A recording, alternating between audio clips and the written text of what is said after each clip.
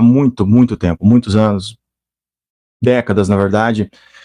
Comecei a me envolver com a igreja aos 6 anos, quando me converti, tive uma experiência extraordinária com Jesus, e isso foi maravilhoso. E desde então eu venho me envolvendo com a palavra de Deus. Aos 14 anos eu começo no Ministério de Louvor, depois começo a ministrar louvor e também dar aula em escola dominical para pré-adolescentes, adolescentes, jovens. Aos 18 anos eu vou para o seminário, já como ministro de louvor, como pregador da palavra. Já pregava em muitos lugares, dava aula para muita gente. 4 anos interno no seminário, um seminário multicultural, em que eu morei com gente de dezenas de lugares, morei com gente da África, de vários lugares da África, de Angola, Moçambique, África do Sul, Nigéria, gente de vários lugares do Brasil, de vários lugares da América do Sul, gente da Europa, América Central, enfim, conhecendo todo tipo de pessoa. E nesse período da minha vida, foi quando eu comecei a me envolver e participar de missões transculturais mesmo. Então a gente fazia desde missões nas próprias comunidades da cidade onde a gente vivia, nas favelas, os lugares menos afortunados. A gente também fazia visita nas cadeias, nos presídios, para ministrar para presos e tal. E também transculturalmente, como em países da África ou América do Sul, América Central, enfim.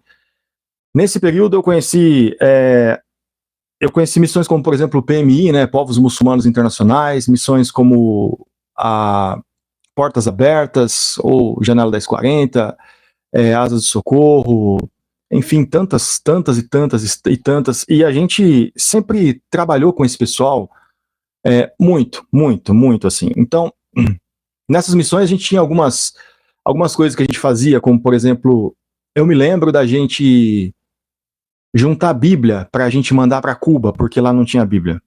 Eu lembro da gente montar um container aí com mais de 1.000 Bíblias, e a gente enviava isso para Cuba, porque lá não tinha Bíblia. A gente mandar recursos para a China, Bíblias para a China também, ou até dinheiro para os irmãos da China, Coreia do Norte.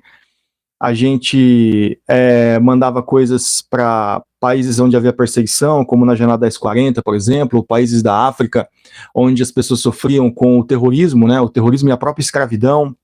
A gente se envolveu com projetos que trabalhavam com escravos aqui no norte e nordeste do país, ou um pouco mais para cima aqui, em alguns países da América do Sul. A gente se envolveu com projetos do sertão, gente que furava poço, gente que fazia missões. A gente conheceu pessoas que tiveram igrejas incendiadas, pessoas que foram apedrejadas. A gente conheceu pessoas que foram mortas. Eu tive amigos que foram trabalhar em tribos indígenas e foram mortos em tribos indígenas. Eu tive amigos que foram trabalhar em missões transculturais e também apanharam, sofreram, perderam família. Eu tive conhecidos que a gente mantinha, sustentava e tinha contato, relacionamento, que foram trabalhar, por exemplo, no mundo muçulmano e sumiram, simplesmente sumiram. E a gente se envolveu durante muitos anos com muitas coisas, assim. E hoje ainda existe muita gente envolvida com isso. A minha formação, inclusive, foi com o Bernard Johnson, que era responsável pela parte teológica do Vale da Bênção, com o pastor Elias, que também era responsável pelo PMI dentro do Vale da Bênção, e outros tantos pastores. O Trigueiro, que tinha acabado de chegar de missões em alguns países fechados ali da Europa do Norte. E a gente trabalhava com muita gente, assim, pastor Valdecir Anacleto, nos países da África, e outros tantos pastores, né? Pastor Celso, que me introduziu a tudo isso, pastor Celso Fonseca, em Jocum, em outras tantas missões. Um amigo meu, que é um irmão, que é o Arthur, que está envolvido com Portas Abertas até hoje, são mais de 20 anos aí trabalhando junto com Portas Abertas, irmão André. E aí, o que acontece é que a gente se envolveu tanto, a gente trabalhou tanto por essas pessoas, por essa causa, por esse objetivo, e daí a gente luta por tudo isso, e a gente trabalha por tudo isso, e a igreja se empenha, a igreja levanta oferta missionária, levantava a Bíblia para doar, Bíblia para entregar para as pessoas, e panfleto e flyer, como por exemplo agora fizeram lá na Coreia do Sul, né, que eles levantaram um balão para cair com panfletos e flyers e Bíblias na Coreia do Norte, para que as pessoas tivessem conhecimento da palavra de Deus. Uma coisa fantástica, assim, que vem acontecendo ao redor do mundo. E ao mesmo tempo que a gente vê isso, a gente vê aqui no nosso país a igreja brasileira com dezenas, centenas de pastores apoiando líderes que estão apoiando esses ditadores que mantêm essas ditaduras acontecendo. Ou seja, a gente passa décadas, muitos anos, tem gente que está há muitos anos fazendo isso, eu 2 décadas só, mas tem gente que está há muitos anos fazendo isso, trabalhando, por exemplo, para mandar a Bíblia para Cuba, e a gente tem pastores, homens de Deus, que estão apoiando a ditadura cubana. A gente trabalha para evangelizar o pessoal na Venezuela, para mandar sustento para o pessoal na Venezuela, para as igrejas na Venezuela, e a gente tem pessoas que estão apoiando a ditadura venezuelana, dizendo que não, tá tudo bem, o nosso governo está fazendo a coisa certa. A gente tem dezenas de pessoas que estão dando a sua vida em risco lá na Janela 1040, nos países muçulmanos não alcançados, onde é proibido se falar do evangelho, onde é proibido a mulher votar, onde é proibido você ter uma opinião diferente, onde é proibido você crer num Deus diferente. Veja bem, não é que é proibido você ser ateu. Você não pode ser ateu, você não pode ser cristão, você não pode ser nada que não seja muçulmano, ou isso é passível de acabarem com a sua vida. E aí a gente encontra, assim, centenas de pessoas, mas centenas de pessoas apoiando que não, isso é uma liberdade, as pessoas têm que ter isso realmente. E aí a gente vê os governantes no Brasil apoiando isso, mandando dinheiro para isso, patrocinando isso, e a gente encontra cristãos brasileiros ou pseudo-cristãos brasileiros que concordam com isso. Então a nossa luta aqui, a nossa tristeza, aquilo que machuca o nosso coração, cara, não é nem pela política, é pela política também, pelo que está acontecendo dentro do nosso país, pela quantidade de impostos, enfim, mas é porque as pessoas se esqueceram que nos últimos 30, 40, 50, 60 anos a igreja brasileira vem se entregando em favor dessas vidas.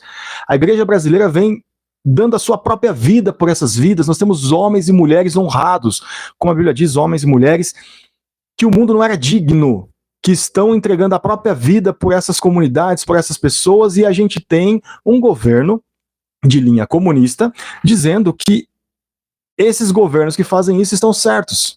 Aliás, se você pesquisar, se você tiver a boa vontade de pesquisar um pouco no Google, você vai perceber que todos esses governos, absolutamente todos esses governos que defendem essa ditadura no seu país, eles são de linha socialista, eles são de linha comunista ou eles são de linha absolutista. Aí algumas pessoas vão dizer assim, sim, mas existem os países que são a teocracia. Aí eu te pergunto, quem são as pessoas que estão defendendo os países da teocracia? Porque nós temos Israel, por exemplo, mas Israel não é um modelo de teocracia. Israel é a única democracia do Oriente Médio. E aqui nós temos cristãos brasileiros defendendo a liberdade para esses países continuarem sendo uma teocracia. Eu te pergunto, que liberdade é essa para um país continuar sendo uma teocracia? É um país que as pessoas vivem sob opressão, as mulheres, as crianças são abusadas e vivem sob opressão e não têm direito de sair daquilo, porque a vida delas está em risco e a gente coloca gente lá como profissionais, como atletas, enfim, são missionários escondidos, mas são pessoas que estão lá para levar o evangelho, e o que acontece é que a gente encontra a igreja brasileira apoiando esses regimes. Então, a nossa dor, a nossa maior dor hoje, é de ver a igreja brasileira lutando, trabalhando para que esses regimes continuem como estão, para que o trabalho dessas pessoas tão dignas seja desfeito, seja jogado fora e não vale absolutamente nada. O que eu quero pedir para você, meu irmão, minha irmã, você que é cristão de verdade, você que recebeu Jesus no seu coração e você que tem uma aliança com Deus e com o seu povo, você que acredita na volta de Jesus e você que acredita que o evangelho é restauração para os povos e salvação para aquele que nele crê.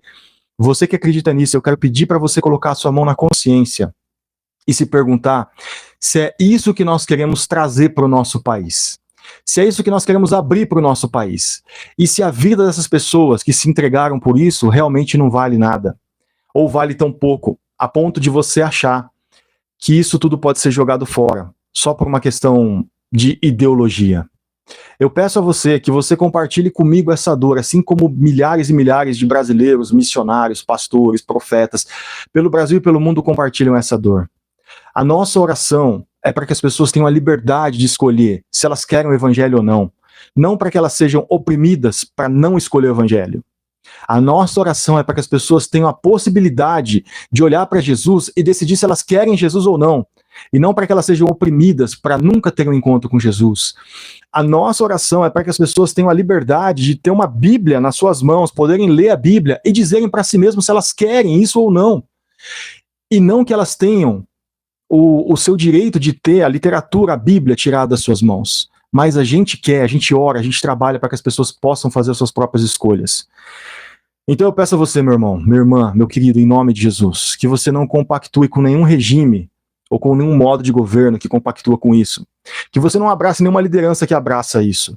Que você não ande com ninguém que considera isso certo, ou que considera isso digno ou justo, mas que você se junte à igreja brasileira, a esse pequeno grupo que sobrou da igreja brasileira, que ainda ora, luta e trabalha para que as pessoas tenham o direito de conhecer Jesus. E aí elas decidam se elas querem ou não andar com Jesus. Essa é a nossa maior dor, essa é a nossa maior tristeza.